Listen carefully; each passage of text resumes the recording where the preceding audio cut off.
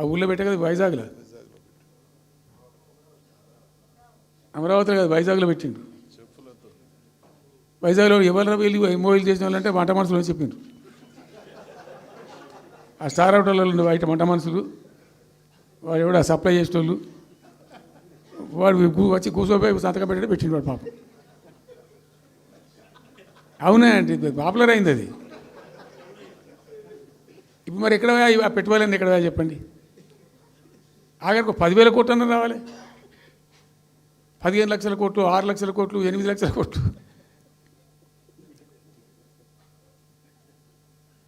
అయితే అప్పుడు తమాషా జరిగింది. ఈ భోపాల్ ముఖ్యమంత్రి, అప్పుడు నేను ముఖ్యమంత్రి ఉంటే, భోపాల్ ఆయన పేరు శివరాజ్ సింగ్ చౌహాన్, ఆయన సీఎం ఉండే. ఆయన ఆ ప్లానింగ్ అదే ఇప్పుడు నీతి ఆయోగ్ ఉంది కదా, దానిలో సబ్ కమిటీకి ఆయన చైర్మన్. నేను భోపాల్లో పెడతా బైసాబ్ జర వచ్చిపోను అని ఖచ్చితంగా ఊరికే బతిమాలితే, ఫోన్ల మీద ఫోన్లు చేస్తే ఏం భోపాల్ లేవా మీరు చూసుకొని అంటే, లేదు సార్ నువ్వు తప్పకుండా రావాలంటే సరే అని పోయినండి. అయితే ఆడొక ఇండస్ట్రీ మినిస్టర్ ఉంది, వాళ్ళ గవర్నమెంట్కి ఉంటారు కదా మధ్యప్రదేశ్కు. ఆమె వచ్చి నీ కొడుకు వచ్చి బాగా ఆగమాగం చేస్తానని మమ్మల్ని అంటే, ఎందుకు చేస్తాడమంటే ఆయన అదొకటితోటి మాట్లాడి ఎక్కువ చేసుకుంటుండు బాగా అంటే, నువ్వు కూడా అన్నాడు గట్టిగా చెయ్యి.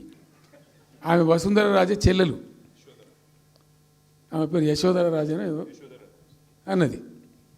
అంటే నేను అంతకుముందు ఒక కొద్ది రోజుల ముందే నేను భోపాల్ పోవడానికి ఒక దాదాపు 2-3 మంత్స్ బిఫోరే మోడీ గారు వచ్చిండు. అక్కడ వచ్చి 14 లక్షల కోట్లకు ఎంఓయూ చేసి పడేసారు. ఇది మధ్యప్రదేశ్ గవర్నమెంట్. నేను మొన్న 14 లక్షల కోసం చేసిన కానమ్మా, మీకు నాకు అర్థం కాదు, నీకేం రాలేదంటావు నువ్వు, ప్రధానమంత్రి మీకు సపోర్ట్ ఉండే, మీకు పార్టీ మీకు మంచిగా నీకు ఇంత లాభం ఉంది అంటే, ఓ సో బోగసాయి సాబా ఆమె నేను అతను ప్రామిస్ చెప్తాను. నేను ఐ వాజ్ షాక్డ్.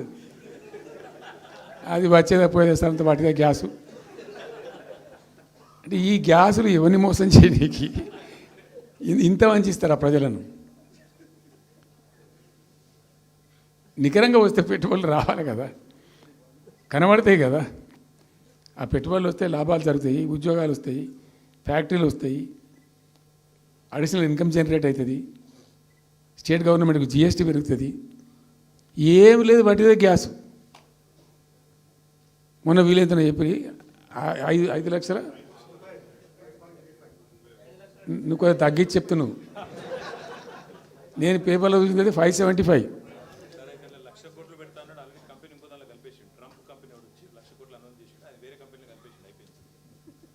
ఇట్లా ఇది ఏమి ట్రంప్ ఓడికి గింపి ఇదంతా ఏం పంచాయతీ?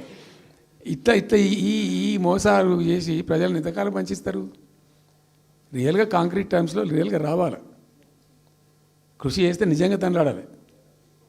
మా గవర్నమెంట్ వచ్చిన నాడు హైదరాబాద్ నుంచి సాఫ్ట్వేర్ ఎక్స్పోర్ట్స్ 57,000 కోట్లు ఉండేనండి. మేము దాన్ని 2,47,000 దాకా తీసుకుపోయినాం. స్టెప్ అప్ చేసుకుంటూ వాటిని నరికితే గాలిలో మాటలు చెప్తే వస్తాయా? మేము బిజినెస్ మీట్లు పెట్టలే, కాంక్లేవ్లు పెట్టలే, ఏం లేదు, పరదాలు కట్టలే. బెస్ట్ పాలసీ చేస్తే ఆటోమేటిక్గా అట్రాక్ట్ అయి వస్తారు. నేను చెప్పిన అప్పుడు ఒక ఆయన ఉండే, పాప ఆయన చీఫ్ సెక్రటరీ కూడా రిటైర్ అయ్యాడు, ఆయన పేరే ఉండే మాధవరావు అల్లుడు ప్రదీప్ చంద్రకు చెప్తే ఆయన పాలసీ తయారు చేయమని చెప్తే తెప్పించండు. పాపం చాలా దేశాలకు తెప్పించండు. ఒక 50 సార్లు రిజెక్ట్ చేసిండు. ఇట్లా కాదు, నాకు కాంక్రీట్ కావాలి, ఇంకా మంచి కావాలని చెప్పి చాలా కష్టపడి చేసిండు. I must appreciate him. The best policy was brought in. తెచ్చిన తర్వాత కూడా ఎట్లుంటుందంటే, ఒక కంపెనీ వాడు వచ్చిండు, ఫాక్స్కానా